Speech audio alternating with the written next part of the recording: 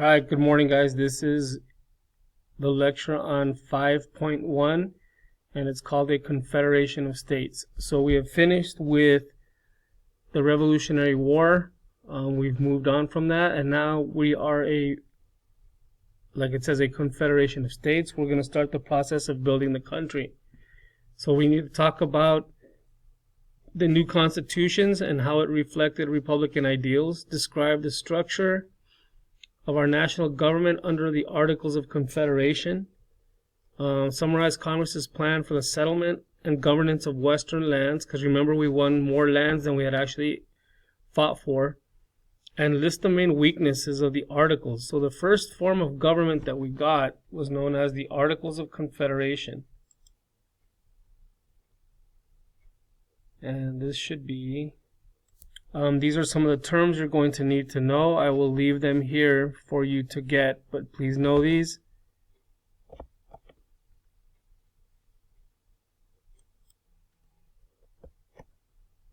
Don't worry about John Dickinson, but know these other ones, especially this Northwest Ordinance of 1787 and Shays' Rebellion. Now, so what form of national government did we want to create? Well, after the Revolutionary War, the Patriots feared entrusting Congress with too much power. Most authority remained with the states. Okay, but remember that they were afraid of Parliament. They didn't want Parliament to exist here, because remember how strong Parliament was. But strong state governments and weak national government led to problems. If your state government is stronger than the federal government, there will be issues. Now, Congress encouraged the former colonies to create state constitutions, so every state has a constitution. Although state constitutions varied, each provided for a republic. You need to know what a republic is. And this is where people voted for their representatives. So in the United States, we are a republic, a democratic republic, which means we elect our president, we elect the people who represent us. As you notice, there is an election going on this year. There's a lot of campaigns because it's time to vote for people. Okay, now the Patriots disagreed over the design of the republics, especially over how much power to give them. You got to remember, they're still afraid of giving government too much power. Democratic patriots like Thomas Paine wanted more power for common people. So they favored weak state governments with most of the power in the popular elected legislature. They wanted a unicameral or one-house legislature with either a weak governor or none at all. Please know unicameral. You all know the prefix uni, which means one, like a unicycle. And a cameral means legislature or a gathering or a body. So unicameral. They wanted one legislature with either a weak governor or none at all, because the unicameral legislature was going to run everything. They wanted a large House of Representatives with small districts so that people had more control. Now you had other patriots that were conservative, like John Adams, and they feared giving people too much power. So we still don't trust people to make decisions. They wanted a governor with broad powers. Now this is what they wanted also, bicameral legislature. So that is two bodies of Congress. So we had a unicameral plan and a bicameral plan.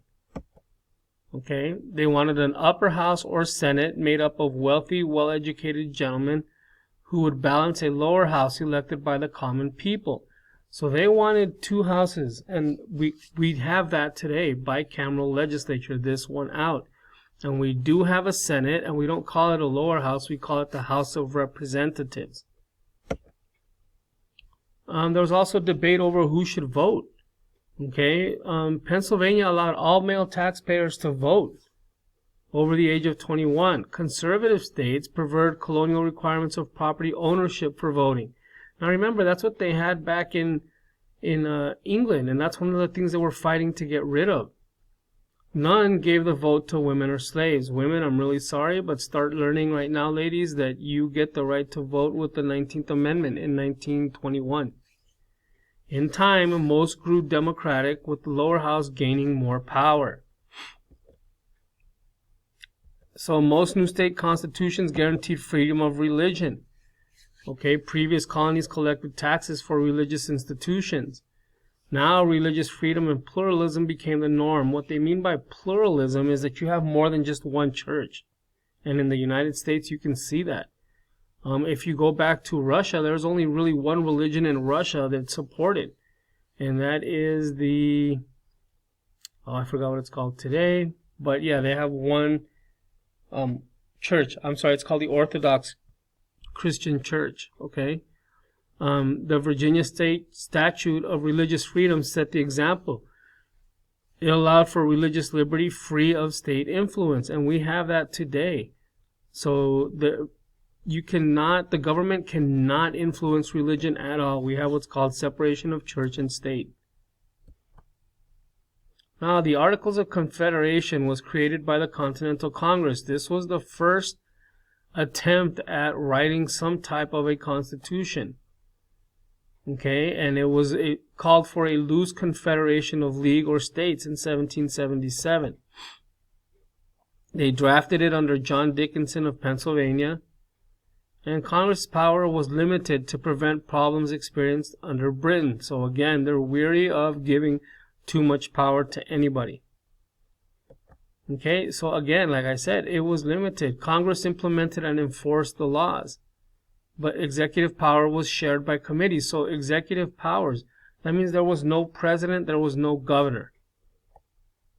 Each state had one vote in Congress. So no matter the size of the state, every state had one vote, and that was it. One of the big problems is that minor issues were passed by a simple majority, but major issues like declaring war required 9 of the 13 states. So that's going to be a problem. And amendments to the articles required that all 13 states agree. So you needed all 13 states to say, yes, we want to ban slavery. And if you think about it, in the South, they need slavery. They were never going to get the unanimous votes they needed. They also had a very limited role right here. They could declare war on or conduct foreign policy, but they could not tax. Remember, we've talked about this. This is how you raise money. So they could not pass taxes. They could administer relations with Indians, so they could go into treaties with Indians, but they could not regulate commerce between states or states and foreign nations. And there was no court system. So basically what they mean by this is that states or people could do whatever they want to when it came to business. They didn't have to worry about the federal government. And with no federal court system, every state could have their own laws if they wanted to. And they did for a time.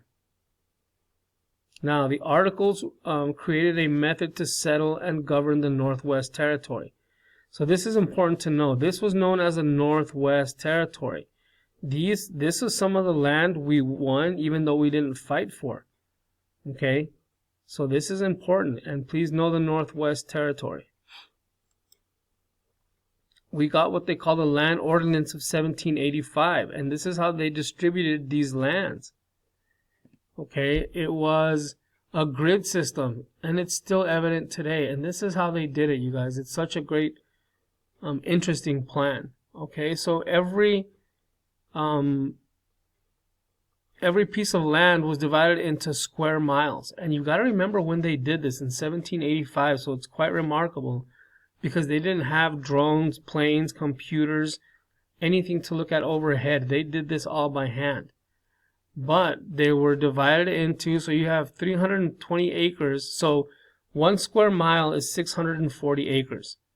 Okay, so right here, 1 square mile. A half section was 320 acres. Then they divided up even further into a quarter section was 160. And if you look at that, 160 exactly half of 320. Now they went even further. Half quarter section is 80 acres. Well, 80 is half of 160. And then you even had what they call the quarter sections, which is 40 acres. And that's half of 80. And here they went even further. A township was 6 square miles. Okay, so a township was 6 square miles, and you can see that right here, this is this section. Now, a township and range lines was even bigger. Okay, but if any of you have flown over the Northwest to say like Ohio, Washington, D.C., when you look down from the plane, you see these perfect squares or some squares out there still today. And that's because this land ordinance still is evident. Okay, so this was a pretty genius way to divvy up the land. Now, here it is. The Northwest Ordinance of 1787 set up a system to govern territories. So you have the previous one, which was the Land Ordinance of 1785. We need to remember that. Okay, this is what helped establish the distribution of lands. But the Northwest Ordinance set up a way to govern territories. Basically, just know that, okay? It's a way to govern. So Congress established territorial government, appointed a governor. So Congress first stepped in and appointed the governor. Settlers were guaranteed freedom of religion, trial by jury, and common rights. So all of these were things that you were guaranteed no matter what. Now look at this. Once there were 5,000 men living in that appointed area or that territory, they could start to put their own assembly together, which means they could set up their own legislature for that territory, and an appointed governor retained veto power. Just know that they still had the governor. But look at this. Once there were 60,000 residents, a territory could apply for statehood. Okay, so once you had 60,000 people living there, you could become a state. This got completely away from the way the British did it by making colonies permanently subordinate. And what they mean by that is in Britain, the people always had to deal with the king and legislature. Here, you have the opportunity to make your own state. Okay? So this was pretty interesting.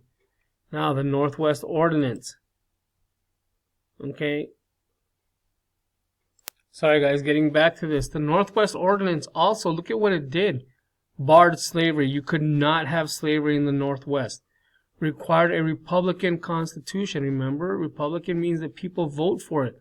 So the people had to vote for this Constitution.